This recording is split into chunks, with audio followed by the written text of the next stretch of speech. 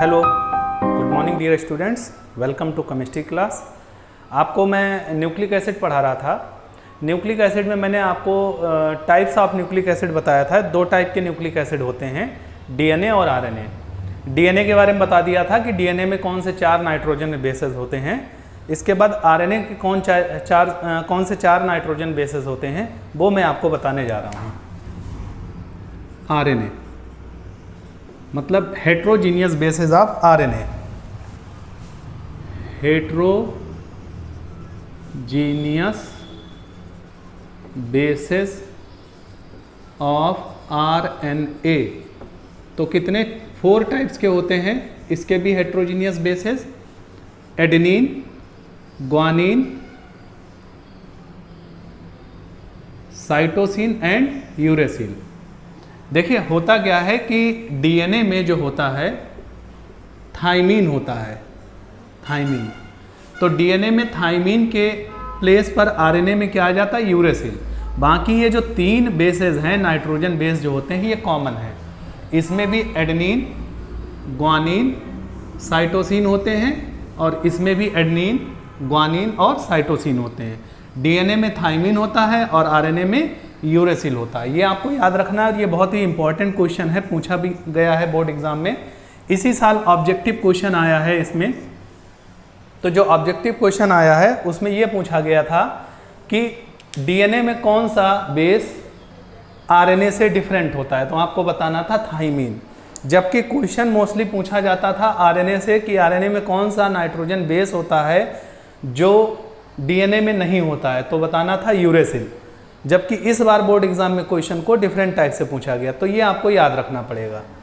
इसके बाद आपको बताना है structure of nucleic acid. Nucleic acid का स्ट्रक्चर क्या होता है। स्ट्रक्चर ऑफ न्यूक्लिक एसिड में आपको याद रखना है कि 2 टाइप के यहाँ पर 2 टाइप के अमीनो एसिड होते हैं। एक को कहते हैं न्यूक्लियोसाइड, न्यूक्लियोसाइड, और दूसरा होता है न्यूक्लियोटाइड। दोनों ही बहुत इंपॉर्टेंट टर्म है। न्यूक्लियोसाइड और न्यूक्लियोटाइड में क्या डिफरेंस होता है ये भी इंपॉर्टेंट है। न्यूक्लियोसाइड में होता है nitrogen base plus pentose sugar. ये आपको इतना याद रखना है, पेंटोज शुगर। और जो न्यूक्लियोटाइड होता है इसमें nitrogen base plus pentose sugar और प्लस फास्फोरिक एसिड। एक ग्रुप होता है जिसको कहते हैं फास्फोरिक एसिड ग्रुप। तो फास्फोरिक एसिड ग्रुप भी होता है। दोनों में डिफरेंस याद रखिए। या फिर आप न्यूक्लियोटाइड में ये भी कह सकते हो कि न्यूक्लियोसाइड, न्यूक्लियोसाइड में क्या क्या चीज़ें होती हैं, नाइट्रोजन बेस, पेंटोज शुगर, ये कॉमन हो गया, और plus phosphoric acid, phosphoric acid, ये आपको याद रखना है।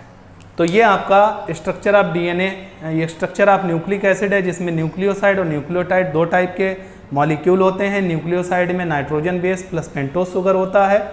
न्यूक्लियोटाइड में nitrogen base plus pentose sugar plus phosphoric acid, या हम कह सकते हैं न्यूक्लियोसाइड प्लस फास्फोरिक एसिड होता है। इसके बाद आपको याद रखना है कि जो डीएनए है, डीएनए और आरएनए जो है, डीएनए और आरएनए में कार्बन जो होता है पेंटोज शुगर में, उसको 1, 2, 3, 4, 5 करके इंडिकेट करते हैं। सिमिलरली आरएनए में इंडिकेट करते हैं। बट न्यूक्लियोसाइड या फिर न्यूक्लियोटाइड, दोनों में जो कार्बन एटम होते हैं उनकी नंबरिंग चलती है 1 dash, 2 dash, 3 dash, 4 dash, 5 dash, इस तरीके से चलती है। तो आपको ये याद रखना है कि नंबरिंग किस तरीके से होती है न्यूक्लियोसाइड और न्यूक्लियोटाइड में, 1 dash, 2 dash, 3 dash, 4 dash, 5 dash. इसके बाद आपको ये याद रखना है कि जो न्यूक्लियोसाइड और न्यूक्लियोटाइड में जो बॉन्डिंग होती है वो 3 डैश, 5 डैश पोजीशन पर होती है। ये एक इम्पॉर्टेंट टर्म है, यहाँ पर याद रखना है। आपको पता है कि प्रोटीन में पेप्टाइड लिंकेज होती है। पेप्टाइड लिंकेज के बारे में आपको बताया था। सिमिलरली यहाँ पर एक दूसरी टाइप की लिंकेज होती है, वो आपको याद रखना है, और वो लिंकेज कहाँ पर होगी, 3' 5' पोजीशन पर। किस तरीके से लिंकेज होती है वो मैं आपको बताने जा रहा हूं। डाई न्यूक्लियोटाइड कैसे बनता होगा उसके बारे में बताना है। डाई न्यूक्लियोटाइड कैसे बनेगा? डाई न्यूक्लियोटाइड में 2 न्यूक्लियोटाइड लिए जाएंगे। 2 न्यूक्लियोटाइड जब लिए जाएंगे तो उनमें बॉन्डिंग होगी। बॉन्डिंग कहाँ पर होगी? 3' 5' पोजीशन पर, और जो बॉन्डिंग होगी which is known as phosphodiester bonding या लिंकेज, कुछ भी कह सकते हैं आप। तो आपको याद रखना है कि न्यूक्लियोटाइड में जो बॉन्डिंग होती है वो 3' 5' पोजीशन पर होती है, और उस बॉन्डिंग को या लिंकेज को क्या कहते हैं? फास्फोडाईस्टर लिंकेज कहते हैं। ये आपको याद रखना है। तो डाई न्यूक्लियोटाइड कैसे बनेगा? 2 न्यूक्लियोटाइड से बनेगा। इसी तरीके से अगर मैनी न्यूक्लियोटाइड ले लिए जाएं, मैनी न्यूक्लियोटाइड ले लिए जाएं तो क्या बनेगा? पॉली न्यूक्लियोटाइड बन जाएगा, पॉली न्यूक्लियोटाइड। और यही पॉली न्यूक्लियोटाइड क्या कहलाएगा? Nucleic acid. इसी को क्या कहेंगे हम लोग? न्यूक्लिक एसिड कहेंगे। तो कैसे इनका स्ट्रक्चर डिफाइन करेंगे वो हम आपको स्ट्रक्चर बताने जा रहे हैं। आपको याद रखना है डीएनए का स्ट्रक्चर। पेंटोज शुगर कैसे होती है बनाते हैं पहले।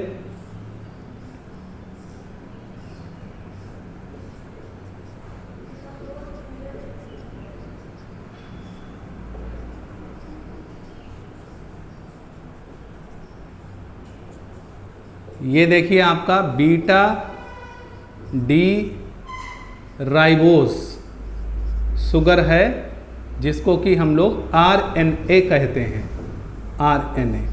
यहाँ पर ये क्या है? शुगर है। कैसी शुगर है? पेंटोज शुगर है। पेंटोज शुगर का मतलब हो गया 5 मेंबर्ड रिंग है।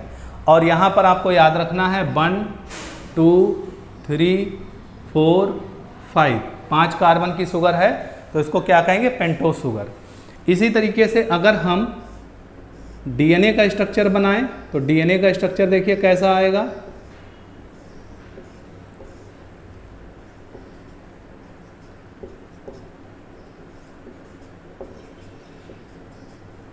ये देखिए डीएनए का स्ट्रक्चर हो गया आपका 1 2 3 4 5। इसको कहेंगे बीटा डी 2-डीऑक्सीराइबोस, 2-डीऑक्सीराइबोस। ये किसका स्ट्रक्चर हो गया? आपका डीएनए का स्ट्रक्चर हो गया।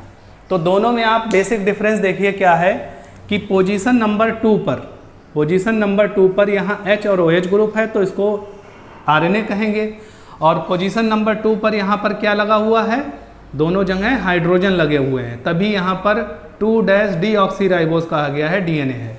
और बीटा और अल्फा का कॉन्फ़िगरेशन का मीनिंग मैं पहले आपको ग्लूकोज में बता चुका हूँ। बीटा इसलिए कहा गया है क्योंकि यहाँ पर OH ग्रुप दोनों अपोजिट हैं, इसलिए बीटा कहा गया। अगर ये सेम साइड में होते, ये OH नीचे H ऊपर होता तो अल्फा हो जाता। तो beta D ribose RNA, beta D two deoxyribose DNA हो गया। इसके बाद न्यूक्लियोसाइड और न्यूक्लियोटाइड कैसे बनेंगे? तो न्यूक्लियोसाइड और न्यूक्लियोटाइड इन्हीं से बनते हैं, वो मैं आपको बताने जा रहा हूँ। आपको याद रखना है कि अगर इसी स्ट्रक्चर में हम यहाँ पर पोजीशन नंबर 1 पर अगर हम बेस लगा दें, क्या लगा दें? नाइट्रोजन बेस, तो ये आपका स्ट्रक्चर हो गया न्यूक्लियोसाइड का। न्यूक्लियोसाइड में क्या होता है? पेंटोज शुगर होता है प्लस नाइट्रोजन बेस होता है। तो ये स्ट्रक्चर किसका हो गया? न्यूक्लियोसाइड का हो गया। आपको ध्यान रखना है कि बेस लगाएंगे। अब इन कार्बन की नंबरिंग को, ये जो कार्बन हैं, इन कार्बन की नंबरिंग को 1 2 3 4 और 5 से इंडिकेट करेंगे। बहुत आसान है। अगर आपको डीएनए और आरएनए का स्ट्रक्चर बनाना आता है तो उससे आप न्यूक्लियोसाइड और न्यूक्लियोटाइड बना सकते हैं। ये बन गया न्यूक्लियोसाइड। न्यूक्लियोटाइड कैसे बनेगा देखिएगा। न्यूक्लियोसाइड में क्या किया जाएगा कि ये यहाँ से पोजीशन 1 से हटाकर यहाँ बेस लगा दिया, और बेस लगाने के बाद यहाँ से हम देखिए एक जो है ग्रुप हटाएंगे, P double bond O single bond O single bond O negative, और एक और होगा यहाँ पर O, 3 O 4 O होते हैं। आपको याद रखना है, एक O OH का H हटा दिया, P double bond O, single bond O negative, और इसके बाद सिंगल बॉन्ड O निगेटिव। तो ये आपका कौन सा ग्रुप हो गया? फास्फोरिक एसिड ग्रुप हो गया। फास्फोरिक एसिड ग्रुप में क्या है? PO4 निगेटिव, डबल निगेटिव है ये निगेटिव, ये निगेटिव। तो ये आपका बन गया न्यूक्लियोटाइड। क्या बन गया? न्यूक्लियोटाइड।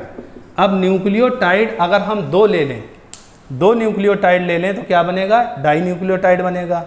मैनी ले लेते हैं न्यूक्लियोटाइड तो क्या बनेगा? पॉली न्यूक्लियोटाइड बनेगा। और जो पॉली न्यूक्लियोटाइड होगा वही क्या बोला जाएगा? अमीनो एसिड बोला जाएगा, सॉरी न्यूक्लियो एसिड बोला जाएगा। तो अगर हम बहुत सारे न्यूक्लियोटाइड ले लेते हैं तो उससे क्या बन जाएगा? न्यूक्लिक एसिड बन जाएगा। तो हम डाई न्यूक्लियोटाइड आपको बनाना बता रहे हैं और फास्फोडाइस्टर लिंकेज भी करना बता रहे हैं कि किस तरीके से लिंकेज होगी। तो यहाँ पर आप देखिए, ये जो हमने पेंटोज शुगर ली थी इसको हम एक बार फिर से बनाते हैं। ध्यान से स्ट्रक्चर को देखिएगा। स्ट्रक्चर बनाना बहुत आसान है, बस प्रैक्टिस करनी है आपको। इनको इस तरीके से दिखा देंगे।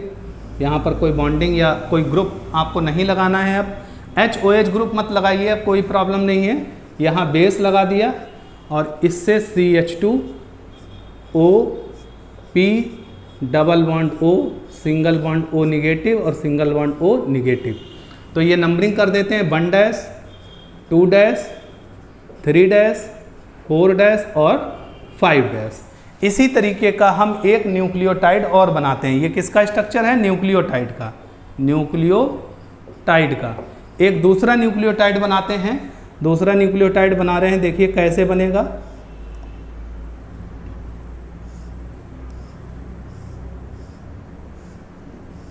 ये बेस,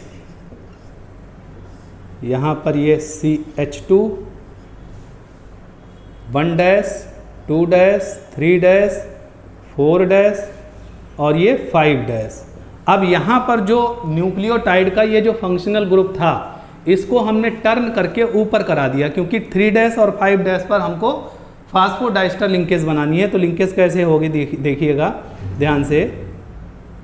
यहाँ पर OH होता है तो इसका O रहेगा, यहाँ P आएगा, डबल बॉन्ड O होगा, सिंगल बॉन्ड O निगेटिव होगा और यहाँ का OH का O होगा। ये देखिए इसका O इतना ग्रुप हटा दिया, ये ऊपर कर दिया, और इसका जो OH का H होगा वो हटा के O लगा दिया। तो अब भी यहाँ पर निगेटिव चार्ज है, एक निगेटिव चार्ज इसलिए क्योंकि डबल बॉन्ड नहीं है। तो इस लिंकेज को कहा जाता है, इतनी लिंकेज को कहा जाता है फास्फो डाईस्टर लिंकेज। और ये लिंकेज कहाँ पर हो रही है? At 3 dash 5 dash position. तो जब ये दो न्यूक्लियोटाइड मिलेंगे, ये देखिए दो न्यूक्लियोटाइड जब मिलेंगे तो दो न्यूक्लियोटाइड मिलकर क्या बनाएंगे? डाई न्यूक्लियोटाइड बनाएंगे। और डाई न्यूक्लियोटाइड के बाद अगर हम बहुत सारे न्यूक्लियोटाइड ले लेंगे तो कैसे बॉन्डिंग होगी? 3 dash 5 dash 3 dash 5 dash 3 dash and so on. इससे क्या बनेगा आपका? इससे आपका बनेगा पॉली न्यूक्लियोटाइड। और यही पॉली न्यूक्लियोटाइड क्या कहलाएगा? न्यूक्लिक एसिड कहलाएगा। तो बहुत सिंपल सा कंपोजिशन है, आपको याद रखना है कि जब दो न्यूक्लियोटाइड में 3 डैश 5 डैश पोजीशन पर बॉन्डिंग होती है, लिंकेज होती है, तो क्या बनता है? Dinucleotide. और बहुत सारे न्यूक्लियोटाइड लेंगे तो क्या बनेगा? पॉली न्यूक्लियोटाइड, जिसको न्यूक्लिक एसिड कहेंगे। ये जो लिंकेज होती है इस लिंकेज को क्या कहते हैं? Phosphodiester linkage. इस लिंकेज का नाम जरूर याद रखिएगा, बोर्ड एग्जाम में पूछा गया है कि which type of linkage is found in nucleic acid. आपको आंसर देना है फास्फोडाइस्टर लिंकेज।